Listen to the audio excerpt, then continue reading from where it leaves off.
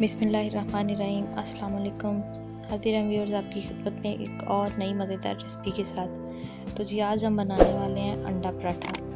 बहुत मज़े की रेसिपी है, किस तरह तैयार करनी है आपको बताते हैं। पूरी वीडियो को गौर से देखिएगा, स्किप मत किया करें।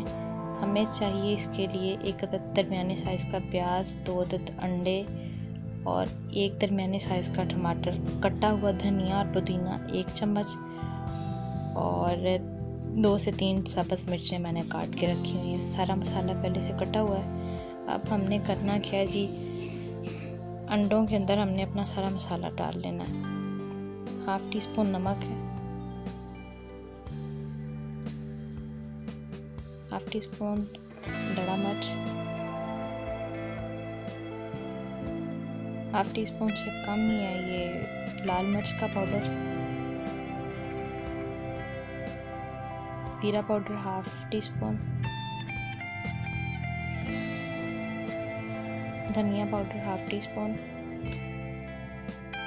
सारी चीज़ों को अच्छे से मिक्स कर लेंगे। बाकी का जो हमने मटेरियल बना के रखा हुआ है, प्याज शाज और ये सारा कुछ इसी में ऐड करेंगे। देखते जाएं बनता कैसे है। बहुत इजी मेड है, 2 से 3 मिनट लगते हैं, एक पराठा तैयार हो जाता है। खुद खाएं, बच्चों को लंच में बना के दें, मज़े की चीज़ है ये। हमारे पास प्याज है, प्याज हमने बारीक बारीक काटा हुआ है। प्याज बहुत ज़्यादा नहीं लेना। 1 अदद टमाटर और बाकी सारी चीज़ें मैंने मिक्स करके रखी हुई हैं। अब इन्हें अच्छे तरीके से मिक्स कर लेंगे। ये बेसन है जी, बेसन 1/2 कटोरी से भी कम है। बेसन हमें कम ही इसमें चाहिए। ये 1 कटोरी हमें मैदा चाहिए। दोनों चीज़ों को पहले से छान के साफ करके रखा हुआ है। ये 1 कटोरी हमारे पास मैदा। अगर ज़्यादा क्वांटिटी में आपने पराठे बनाने हो तो फिर आप ज़्यादा भी ले सकते हैं। 1 कटोरी भर के हमने इसमें पानी की डाल दी है। थोड़ा कम लग रहा है, थोड़ा सा और डाल लेंगे। ये 2 टीस्पून ऑयल है, कुकिंग ऑयल।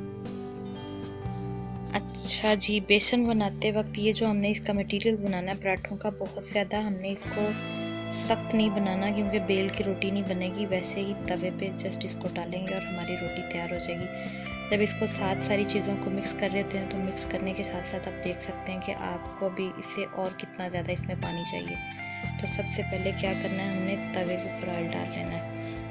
तवे के ऊपर अच्छे तरीके से ऑयल डाल लेंगे। आज बगैर हम पैन के आपको बता रहे हैं कि पराठा किस तरह बनता है और बड़ा इजी तरीके से बन जाता है। कोई इसमें बहुत बड़ी साइंस नहीं है। बहुत ज़्यादा गोल नहीं बनेगा, जिस तरह वो होता है कि बिल्कुल उसके किनारे नहीं है। इसमें थोड़े बहुत किनारे होंगे, लेकिन विदाउट पैन किस तरह बनता है आपको ये बताते हैं कि विदाउट पैन हमें इसको किस तरह बनाना है। ये देखें, अगर टेस्ट वाइज इसको देखें तो बहुत मज़े की चीज़ बनती है जी। तो पराठा हमारा देखें इस तरह से बन गया है। इसको बासानी हमने बना भी लिया है। इसको सर्व कर सकते हैं आप मेयोनीज़ के साथ, टमाटो केचप के साथ या किसी भी दही की चटनी के साथ। बड़ी मज़े की चीज़ है। आप इस तरह से बना के ट्राई कीजिएगा और ज़रूर बताएं कि आपको ये पराठा कैसा लगा।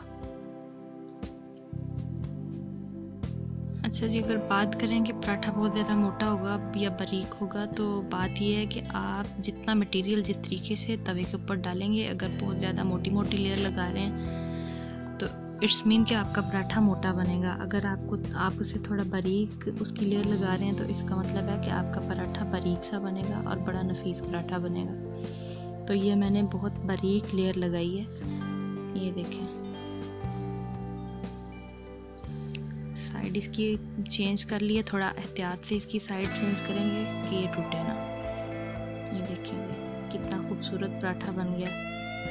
बगैर आटा गूंदे हमने इतना शानदार पराठा बनाया और टेस्ट वाइज तो कमाल है जी। तो मैं इसे सर्व कर रही हूँ अब मेयोनीज़ और केचप के साथ। अगर आप मेयोनीज़ में थोड़ी सी चिली फ्लेक्स ऐड कर लें तो उसका टेस्ट और भी अच्छा हो जाता है और बहुत मज़े का लगता है पराठे के साथ।